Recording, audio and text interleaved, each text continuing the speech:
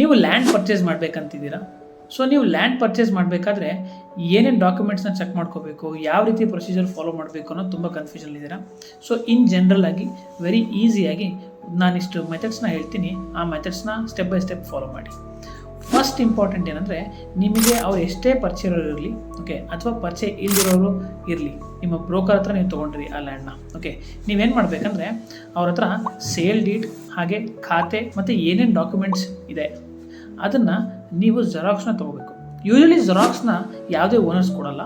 So ಒಂದು ಮಾತುಕತೆ ಅಂತಾಗಿ ನೀವು ಒಂದು ರೇಟ್ ಫಿಕ್ಸ್ ಮಾಡಿದ ಮೇಲೆ ಒಂದು ಟೋಕನ್ ಅಡ್ವಾನ್ಸ್ ಅಂತ ಕೊಡ್ತೀರಾ. ಆ ಟೋಕನ್ ಅಡ್ವಾನ್ಸ್ 5,000 to 10,000 rupees ಇರುತ್ತೆ.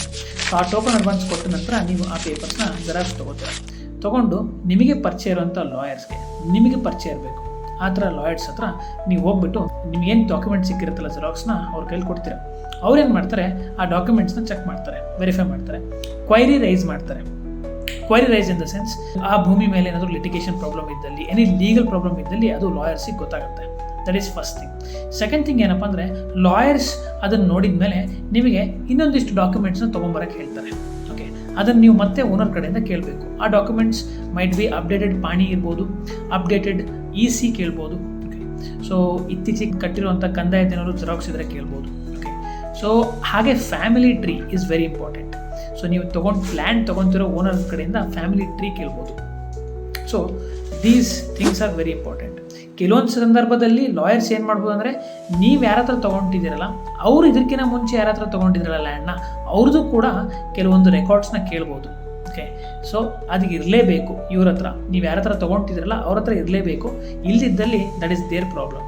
ಓಕೆ, ಸೊ ಈ ರೀತಿ ಎಲ್ಲ ಡಾಕ್ಯುಮೆಂಟ್ಸ್ನ ಕೊಟ್ಟಾದಮೇಲೆ ಲಾಯರ್ ಏನು ಮಾಡ್ತಾರೆ, ನಿಮಗೆ ಅದು ರಿಜಿಸ್ಟ್ರೇಷನ್ಗೆ ಬದ್ಧ ಇದೆನೋ ಇಲ್ವೋ, ರಿಸ್ಕ್ ಇದೆನೋ ಇಲ್ವೋ ಅಂತ ಹೇಳಿ ರಿಜಿಸ್ಟ್ರೇಷನ್ಗೆ ಮುಂದುವರಿತಾರೆ. ಸೊ ಇದು ಎಲ್ಲ ಓಕೆ ಆದಮೇಲೆ ನೀವು ಅಗ್ರಿಮೆಂಟನ್ನು ಸೈನ್ ಮಾಡಿ, agreement probably around 1/3 of the amount ಕೊಟ್ಟು ಒಂದು 3 monthsವರೆಗೂ ಟೈಮ್ ಇರುತ್ತೆ, 90 days.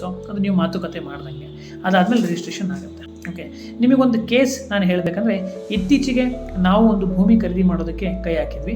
ಸೊ ಆ ಭೂಮಿ ಖರೀದಿ ಮಾಡೋಕ್ಕೆ ಕೈ ಹಾಕಿದಾಗ ಏನಾಯ್ತಂದರೆ, ನಾವು ಫ್ಯಾಮಿಲಿ ಟ್ರೀಯನ್ನು ಚೆಕ್ ಮಾಡಿದಾಗ ನಮಗೆ ಗೊತ್ತಾಗಿದ್ದೇನಪ್ಪ ಅಂದರೆ, ಫ್ಯಾಮಿಲಿನಲ್ಲಿ ಓಕೆ 9 ಜನ ಮಕ್ಕಳಿದ್ದಾರೆ ತಾತನಿಗೆ.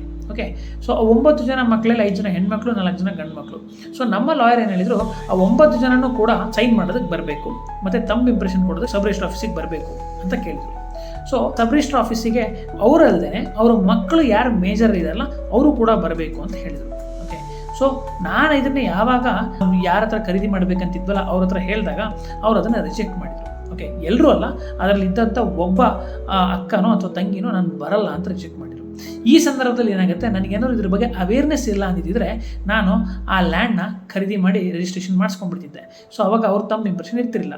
ಸೊ ಆ ಟೈಮಲ್ಲಿ who knows, there is all rights, she has all rights. ಯಾರು ಸೈನ್ ಮಾಡಿದ್ವಲ್ಲ ಅವರು ಮುಂದೆ ಲಿಟಿಗೇಷನ್ ಹಾಕಿ, ಮುಂದೆ ಈ ಭೂಮಿ ನನ್ನ ಪರ್ಮಿಷನ್ ಇಲ್ದೇ ಇದು ನನ್ನ ಹಕ್ಕಿದೆ, ನಾನು ಸೈನ್ ಮಾಡಿಲ್ಲ, ಇದು ನನ್ನ ಭೂಮಿ ಅಂತ ಹೇಳ್ಬಿಟ್ಟು ಕೇಸ್ ಹಾಕೋ ಸಾಧ್ಯತೆಗಳು ಇದ್ದೇ ಇರುತ್ತೆ.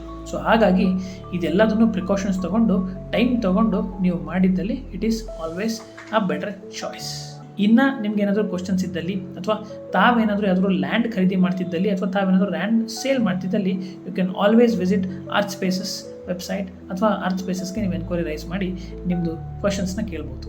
Thank you so much.